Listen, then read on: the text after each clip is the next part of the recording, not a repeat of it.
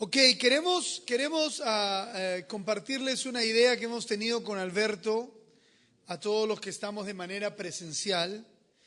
Hemos decidido venir con el propio Arturo, que estamos aquí, también Rubén, Rubén está desde las 5 de la tarde instalando todo, después llegamos con Arturo, a golpe de 5:30, 6. Pero con Alberto nos hemos dispuesto para poder estar aquí desde las 6 de la tarde, para poder conversar. Hay una cafetería aquí abajo, si ustedes tienen el tiempo y pueden venir desde las 6, siempre estamos conversando, compartiendo, y hoy día hemos tenido muy buenas conversaciones con algunos, digamos, participantes.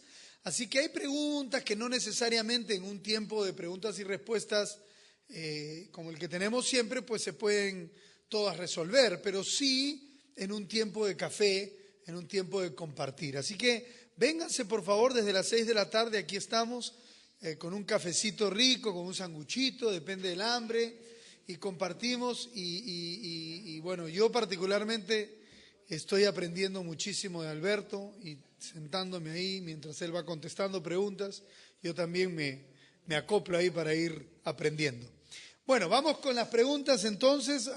Le pedimos a la gente de internet que vaya haciéndolas. Mientras no tenemos aquí alguna pregunta. Levante la mano, por favor, si hay alguna pregunta. Ok, tenemos una pregunta atrás, por favor, de nuestro amigo Miguel Torres. Ahí está llevándote el micrófono. Gracias, Miguel, por participar. Gracias. La pregunta sería a don Alberto, ¿no? ¿De qué tipo de fe nos habla cuando dice que hay una fe que sobra? Porque fe bíblica no es. Ok, perfecto. ¿Alguna otra pregunta?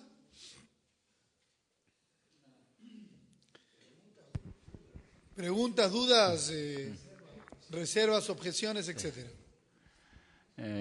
Doctor Alberto dice que el misticismo castra al evangelio, y al castrar es quitarle toda efectividad, ya no puede dar hijos. Pero la iglesia sí crece, está creciendo, solo que su impacto no es lo que debe ser, porque el animismo se ha metido en ese crecimiento. Esa es mi observación. ¿Alguna otra pregunta? ¿No hay ninguna más? En el internet, tenemos una pregunta en el internet, perfecto. Dice así. ¿Quién? J. Chapas. Ok. Gracias, Alberto. Muy interesante la charla. Mi duda es, en el contexto socialista, mercantilista que hoy vivimos en América Latina, prevalece la cosmovisión indígena, cuyos fundamentos se basan en la madre naturaleza. Con esta bandera se burlan los principios de libertad individual y propiedad privada. ¿Cómo logramos puntos de encuentro en este contexto con tantas cosmovisiones en el mismo país? Ok, perfecto. ¿Alguna pregunta más? Ok, yo tengo una pregunta. ¿Qué hay de malo en levantar las manos y adorar al Señor? Ok. No sé si Fine lo trajo o no, pero ¿qué hay de malo? Okay. Mi pregunta sería, ¿y cuáles, si pudiera señalar otros ejemplos de expresar la cristiandad, ¿no? Aparte de las que se criticaron o se señalaron, ¿no? No te entiendo. O sea, ¿qué otras formas de manifestar la fe cristiana hay, aparte de las que se señalaron, ¿no? Que estaban circunscritas solamente a la católica, evangélica y protestante. Porque se señaló de que la mayoría de iglesias ahora estaban circunscritas a ese tipo de liturgia, de levantar manos, cánticos encerradas entre cuatro paredes y no afectaban la sociedad, ¿no?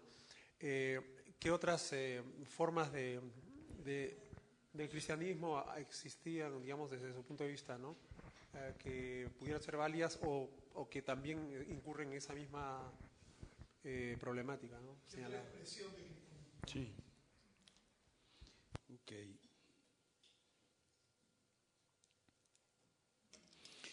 Ok, vamos por parte. Miguel,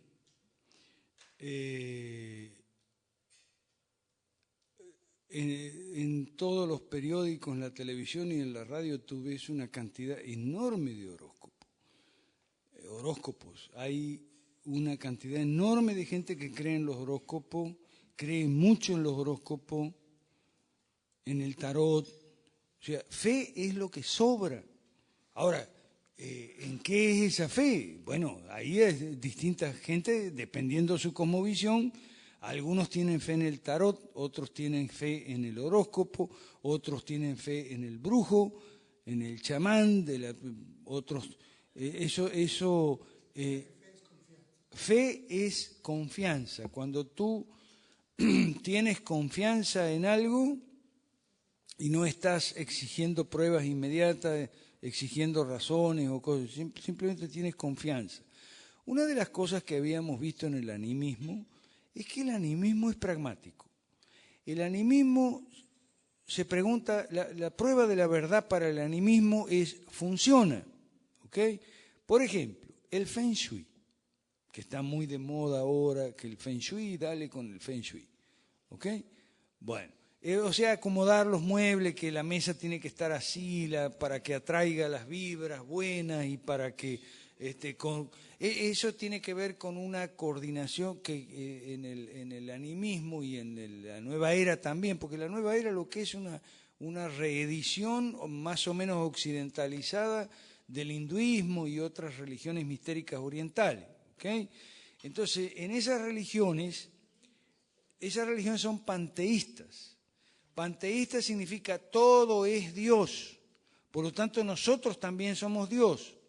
Y entonces todas las partes tienen que acomodarse, son cosmovisiones holísticas. Holística significa que yo tengo que estar en armonía con el universo.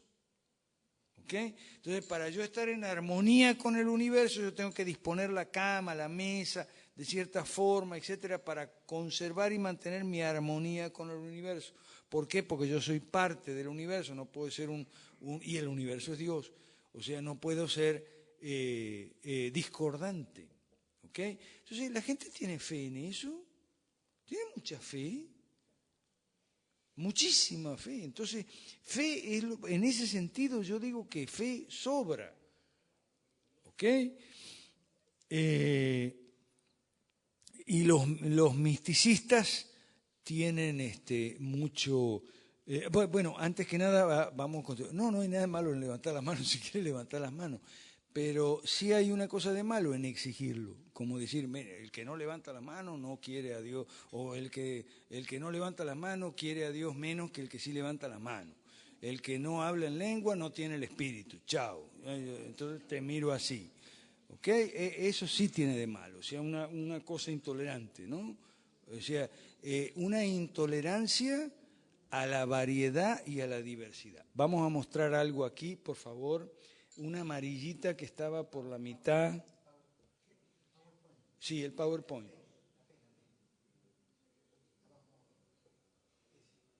Ok. Ajá. Esa amarillita que está ahí, amarillita, esa misma. Dale con esa, por favor. Ok. No, más arriba hay una amarilla, más arriba. Del mismo color, pero no esa.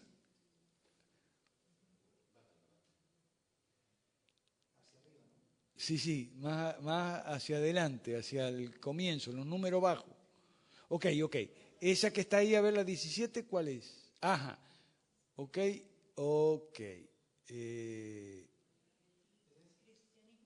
Sí.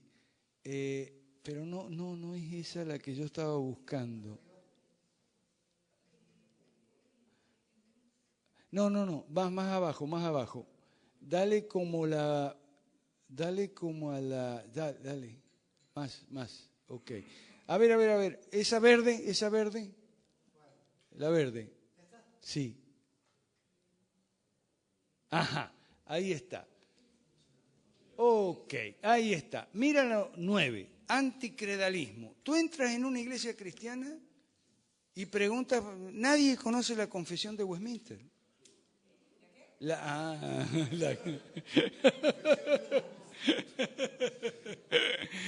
La Confesión de Westminster. O el catecismo corto, largo de Lutero. Aquí Carlitos conoce la Confesión de Fe de Westminster. Bueno, la Confesión de Fe de Westminster es el credo de muchas iglesias cristianas históricas, el presbiterianismo y tal. Es la formulación. Un credo, bueno, la de Westminster es uno, hay muchos otros, ¿ok? Pero es una formulación de los contenidos esenciales de la fe cristiana con las citas bíblicas correspondientes, expresada en términos que puedan ser, dentro de lo que se puede entender de Dios, relativamente entendibles. Es decir, un alimento para la razón, no para las emociones y los sentimientos. ¿Ok? Es decir, se explica quién es Dios, el hombre, el pecado, la gracia. Se explica con palabras, con frases dirigidas a la mente, para que la mente coma, para que la mente se alimente, ¿ok? Para que la mente pueda recibir las verdades cristianas. Eso no se conoce en las iglesias hoy en día. Eso no se conoce. La Confesión Bautista de 1689, curiosamente un año después de la Revolución de Londres, de 1689, un año después de la Revolución Gloriosa de 1688, no por casualidad. Primero la Reforma Política y al año siguiente la Confesión Bautista de Londres. Es decir, la gente no conoce la historia cristiana, no conoce la relación entre la larga historia política de la Iglesia cristiana, ¿ok? Y de la relación entre la Iglesia cristiana y la política en Occidente, en Inglaterra, en Francia, en Alemania. No conocen eso, no saben nada de eso, porque no conocen ni siquiera las verdades de la fe cristiana, no saben nada de lo que es un catecismo, nunca se han leído la Confesión de Westminster, mucho menos una Confesión de Westminster comentada, por Dios. Pero eso sí, cuando alguien entra en una iglesia con esos planteamientos, lo sacan enseguida. No, este hermano es mundano, este hermano no es espiritual, no,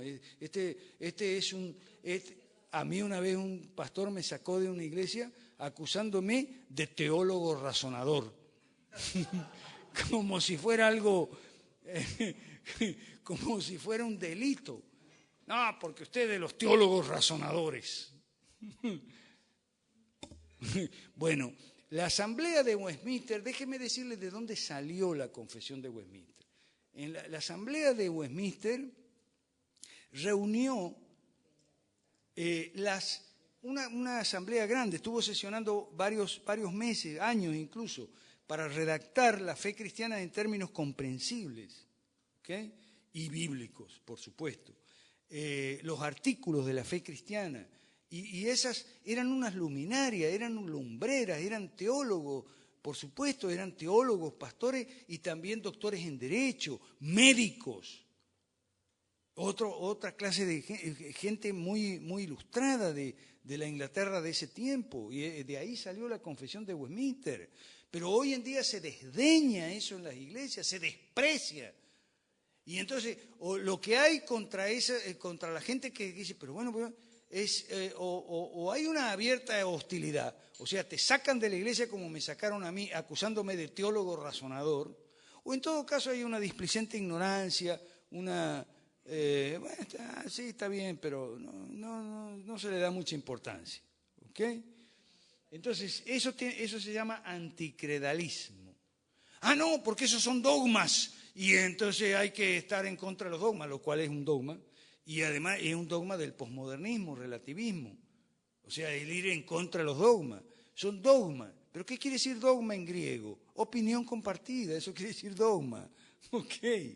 Eso es un dogma, una opinión compartida. O sea, cuando antiguamente los tribunales colegiados, por ejemplo la Corte Suprema de Constitucionalidad, cuando emitía un acuerdo unánime, es decir, cuando todos los jueces estaban de acuerdo en que el artículo tal de la Constitución se interpretaba de la siguiente manera y no de la otra, o que tal ley violaba o no tal o cual derecho fundamental garantizado en la Constitución, antiguamente se usaba ese nombre griego. Y si el acuerdo era unánime, se llamaba dogma.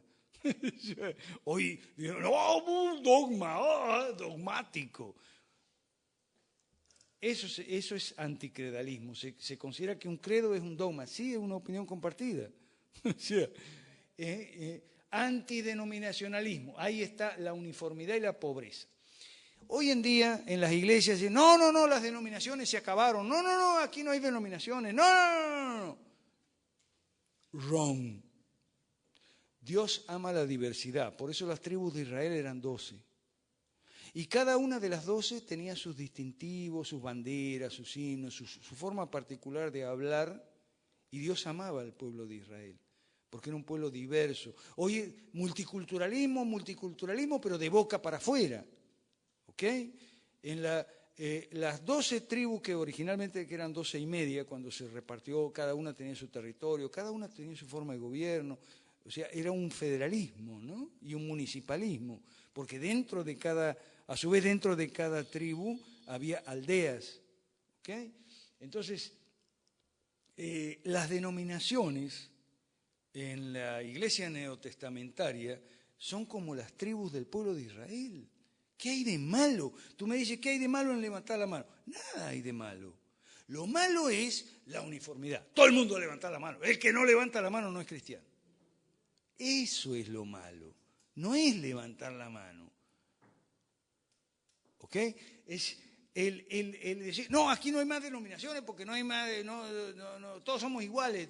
Igualitarismo. Eso es una cosmovisión. ¿Ok? Entonces, uniformidad es pobreza. ¿Por qué? ¿Qué había en la iglesia cristiana antes, en la iglesia protestante, reformada, que no hay ahora? Diversidad. Ahora hay una uniformidad espantosa, la misma mediocridad en todos lados. ¿Ok? En la época de las denominaciones, había una iglesia que decía iglesia presbiteriana, y ahí usted entraba y eso era una iglesia presbiteriana. No era una iglesia pentecostal disfrazada. O sea, era una iglesia presbiteriana, se seguían las normas, las tradiciones, la forma de alabanza, de predicación, la manera de vestirse el ministro, de qué universidad venía, qué grados tenía, etc. O sea, era una iglesia presbiteriana y su teología, por supuesto, era calvinista. Hoy no. Hoy la iglesia presbiteriana es una iglesia comunista. De arriba abajo, de la confesión de Acre hasta la última. El presbiterianismo hoy significa comunismo. Y si quiere saber cómo ocurrió, léase de Gary North, Crossed Fingers, How the Presbyterian Church was Kidnapped by the Marxists, algo así, por los comunistas. Un secuestro. No existe la iglesia presbiteriana. Existen unos comunistas que dicen que son presbiterianos. Cuando usted entraba a una iglesia bautista, era una iglesia bautista. El himnario bautista, la confesión de fe y testimonio bautista, y era diferente a la iglesia presbiteriana, en algunos casos muy diferente. Cuando usted entraba a una iglesia anglicana, episcopal, metodista, usted tenía diferencia, Señor. Es decir, tenía riqueza. Hoy no tiene diferencia. Y entonces tiene ¿qué? Pobreza. Porque la diversidad es la riqueza. La uniformidad es la pobreza, todos iguales. Entonces, ¿a quién le puede atraer que todos sean iguales? Entonces, por eso lo que decía Ferreira. Claro, ¿por qué regresan a casa? Bueno, siempre lo mismo. En cambio, antes había esa diversidad. Y también en las posiciones políticas había algunas diferencias. Y en la historia, las tradiciones, había diferencias y se honraban las diferencias. ¿Y cuál es el problema? Tú dices, ¿qué hay de malo en levantar la mano? A mi vez yo te repregunto, ¿qué hay de malo? Si yo soy bautista, sí, y a mucha honra. ¿Y qué? ¿Qué hay de malo en ser bautista? ¿Qué hay de malo en ser presbiteriano? ¿Qué hay de malo en ser anglicano o en ser episcopal? ¿Qué hay de malo? Los episcopales tienen obispo, los congregacionalistas no tienen obispo. Pero eso era antes de la ola uniformizadora. Entonces, ¿para qué un credo, un catecismo? Qué aburrido, eso es muy antiguo. Eso no es para los jóvenes. Eso es otra cosa. El culto al joven es de Gary North, muy importante. La rebelión contra la madurez. Esa rebelión contra la madurez de la cual el culto a los jóvenes y el endiosamiento de los jóvenes forman parte, ¿ok? No es exclusivamente del cristianismo, es una rebelión Rushduni es un psicólogo cristiano muy penetrante. Él dice que eso es un componente de todo, la puerilización permanente. O sea, la gente que el Estado me dé, el Estado me dé, el Estado me dé. Eso es un estado infantil, una condición infantil de la persona. No se considera adulta, madura. Y lo mismo el cristiano. ¿No ve? ¿Qué hace el cristiano? ¿Qué es el cristiano? La oración del cristiano. Que Dios haga. Que Dios haga. Sí, el poder de Dios, claro, Dios puede hacer y Dios lo va a hacer. ¿Y yo qué hago? Nada. Es un estado infantil. Es una puerilización permanente. O sea, intercediendo por el Perú. ¿Y cuándo transformando el Perú? ¿Ah? ¿Para cuándo? No, intercediendo. ¿Para qué? Para que Dios haga. ¿Y tú? ¿No era que tú tenías que hacer la voluntad del Padre? Porque si tú quieres hacer la voluntad del Padre y no la tuya, que esa es la línea cristiana, quieres hacer la voluntad del Padre y no la tuya, lo primero que tienes que aprender es cuál es la voluntad del Padre. Y resulta que la voluntad del Padre es que tú seas luz para la oscuridad y tú seas sal para la tierra. Esa es la voluntad del Padre. A ver cuándo la vamos a hacer. Entonces, suponemos, los cristianos se acostumbran a suponer que lo antiguo era malo, lo moderno es bueno. Pero eso es la cosmovisión cientista naturalista, eso no es contrario a la cosmovisión cristiana. El progreso es inevitable y garantizado. Fíjense lo que dice aquí, suponemos, esto es de Mark Knoll, suponemos que, pero esto no es exclusivo de los cristianos, esto es de todo el mundo, por eso lo que queremos con Claudio, con Arturo, hacer un programa que sea para todo el mundo, no solo para cristianos. Porque todo el mundo cae en este error de la cronolatría, de creer que lo de ahora es mejor que antes. Suponemos que el hoy es tan diferente del ayer y más del anteayer, que los antiguos tienen poco para decirnos, pues no pudieron imaginarse un mundo como este. Claro, cuando uno agarra la Confesión de Fe Bautista, 1689, entonces, pero bueno, ¿y qué podían saber los de 1689 acerca de nosotros? ¿Qué tienen que decirnos a nosotros? Nada. Esa es la manera de pensar. Y esa manera de pensar está determinada por una cosmovisión. Una cosmovisión que se olvida de las verdades fundamentales de la fe cristiana. Se olvida que la naturaleza humana no ha cambiado. Sigue siendo siempre la misma. Que la sabiduría no está atada al tiempo o al progreso tecnológico. Por eso Jeremías decía, buscaba las antiguas sendas, busque la antigua senda, devuélvase de sus caminos. Y que Dios tampoco ha cambiado. Si Dios mandaba el gobierno limitado, es que a eso uno tiene que escuchar y a veces uno se cansa. Yo sé que yo tengo fama de mal carácter, pero ¿por qué? Porque me canso de que uno llega a una iglesia y le dice, mire, ¿no ve que el Antiguo Testamento dice que el gobierno tiene que ser limitado? Ah, sí, pero eso era antes, porque eso era para una sociedad agraria, ahora no. Ah, ¿qué quiere decir? Que la voluntad de Dios entonces era una para la sociedad agraria y otra para la ahora. O sea, que Dios cambió, ¿qué es eso? No, ¿por qué? Porque la naturaleza humana no cambió, entonces la ley de Dios sigue siendo la misma para la naturaleza humana, que el gobierno tiene que ser limitado. Pero nosotros nos imbuimos con esos conceptos cientistas, naturalistas, evolutivos, progresivos, y nos confundimos mucho. El antitradicionalismo, ¿para qué sirve una tradición? Para aprender. El antinomialismo, estamos bajo la gracia, la ley nos salva. Por eso es que se cansa uno, siempre le dicen lo mismo.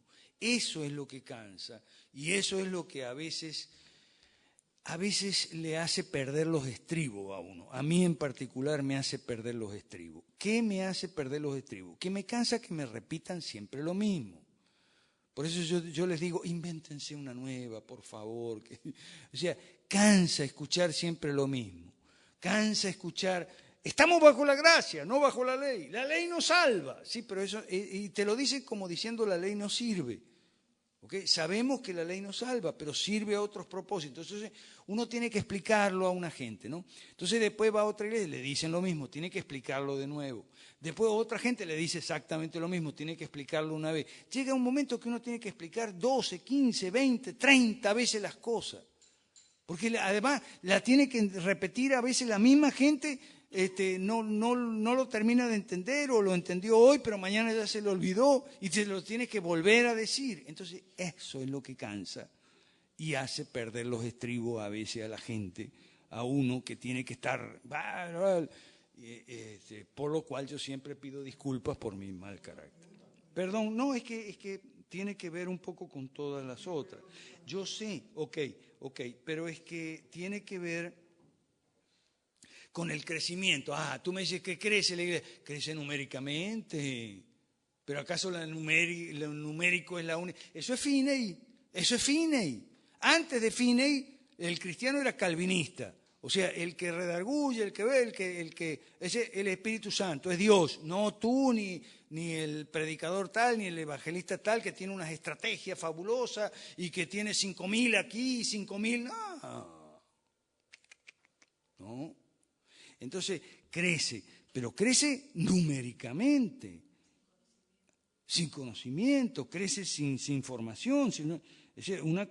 Por eso, punto de... no sé. Sí.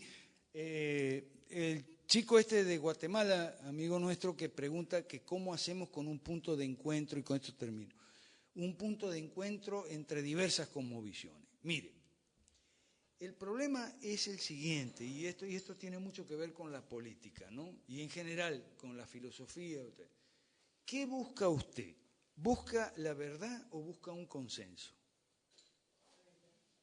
Un consenso es un punto de encuentro. Esto es muy importante. Si nosotros tenemos un salón de primaria y hay una maestra que enseña y dice 2 más 2 es 4. ¿Ok? Esa es la verdad. 2 más 2 es 4. Ahora, supongamos que un niño viene y dice, no, 2 más 2 es 10. Y viene el otro y dice, no, te quedaste corto. 2 más 2 es 20. Pues entre 10 y 20 el punto de encuentro es 15. Ahora yo pregunto, ¿2 más 2 es 15? Entonces, una cosa es el consenso y otra cosa es la verdad, que es objetiva. La verdad es objetiva, la verdad es el reflejo de la realidad en una declaración o en una percepción, una imagen mental. Si tu declaración, tu pensamiento coincide con la realidad, objetivamente hablando, entonces eso es verdad. Si no, no es verdad.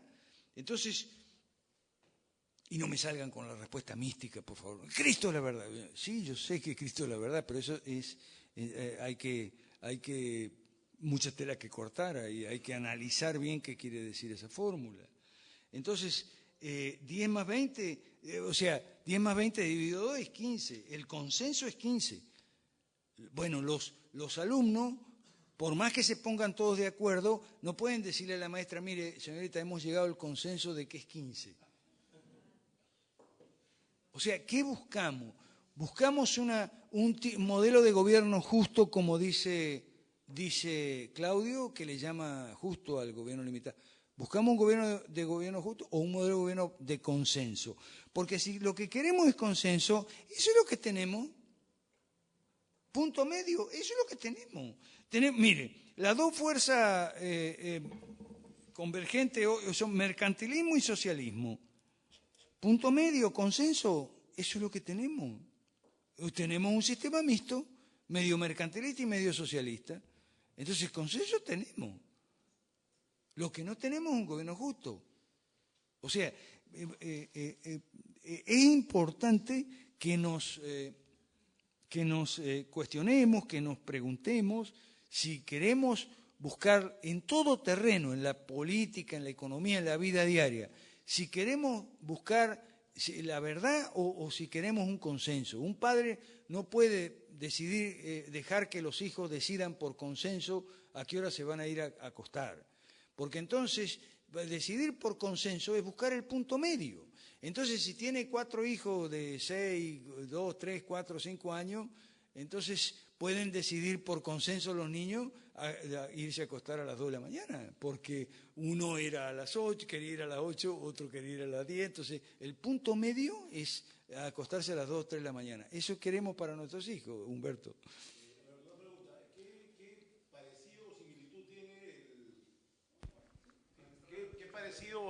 qué parecido o similitud tiene lo que tú acabas de explicar con la diferencia entre racionalidad y razonabilidad?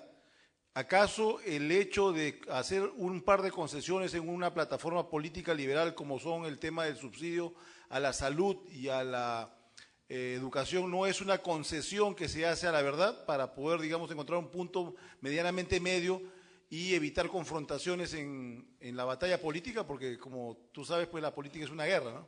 Tienes toda la razón, tienes toda la razón. Lo que pasa es que esas concesiones se basan en una razón, en un juicio prudencial, digamos. Esas concesiones se fundamentan en lo siguiente: no se puede pasar del día a la noche de lo que tenemos al sistema que proponemos. Y por eso no solo esa no es la única concesión, y ni siquiera es la principal. La principal es que aceptamos ir gradualmente, por ciudades y por regiones, consultándole a la gente, haciendo campaña y haciendo encuestas. Ok, nosotros tenemos un montonón de concesiones, bueno, no, un montonón no, esas dos básicamente. Dunia. Sí, un comentario nomás básicamente, ¿no? En 20 años que yo soy cristiana y que conozco muchas iglesias cristianas alrededor del mundo, de algunos países, yo no he visto una iglesia donde te obliguen a levantar las manos o a alabar o a manifestar tu fe de alguna manera, ¿no? O sea, a mí me parece que eso está basado en un prejuicio, porque yo no he visto una iglesia donde te obliguen de una manera, al menos en 20 años de cristianismo y de muchas iglesias, denominaciones alrededor del mundo. Yo creo que ese comentario es basado en un prejuicio.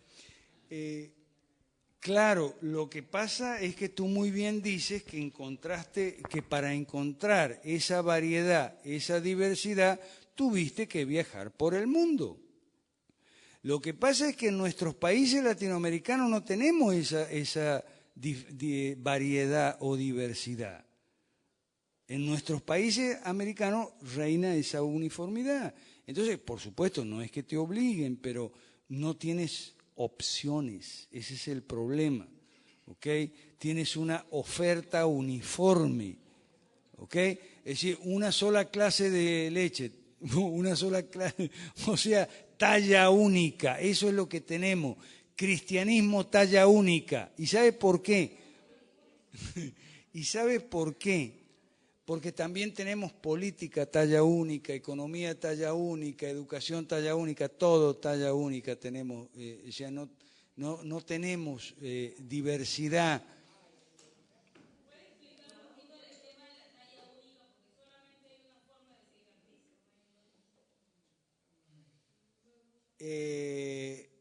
Bueno, sí, pero hay muchas diversidad y mucha variedad en las tradiciones, en la forma de alabanza, en la forma de organizar la iglesia, la estructura. Hay mucha diversidad en la historia, en los énfasis que se hace, en los modelos de predicación, en las teologías que se siguen, etcétera. Ahí hay mucha diversidad.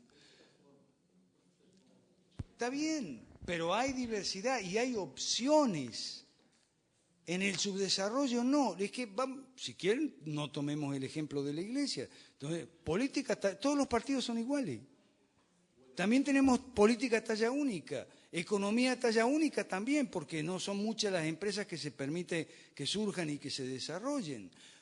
Uno de mis primeros pastores, cuando yo me inicié en el cristianismo, el pastor Malaquías Navas de Venezuela, que le tengo siempre mucho respeto, él era pentecostal, es porque vive todavía, es pentecostal, solo que así como tú ha viajado y tal, y es muy culto él. Y entonces él me dijo una cosa, me dijo así: caramba, si tenemos una economía subdesarrollada en estos países, una política primitiva, una cultura bien pobre, una de la educación, bueno, ni hablemos, ¿pretendes tener una iglesia de primer mundo? ¿Una iglesia cristiana de primer mundo? No. O sea, fue para mí una gran lección, la aprendí mucho y sigo pensando que el pastor Malaquías tenía razón aquello que me dijo hace muchos años.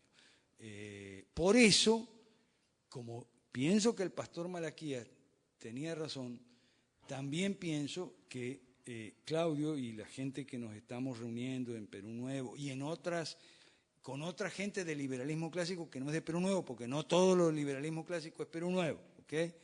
Aclaremos eso. Pero sí estamos poco a poco entendiendo todos que el cambio político es imprescindible y necesario, pero no suficiente.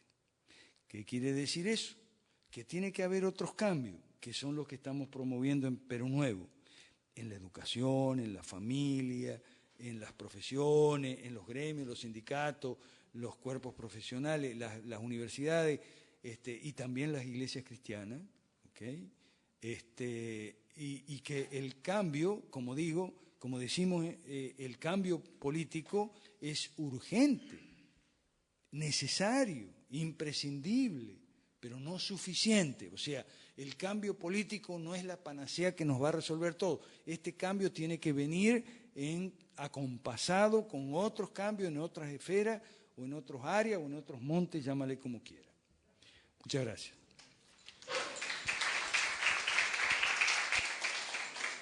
Buenísimo. Y antes de terminar, solo me queda decir que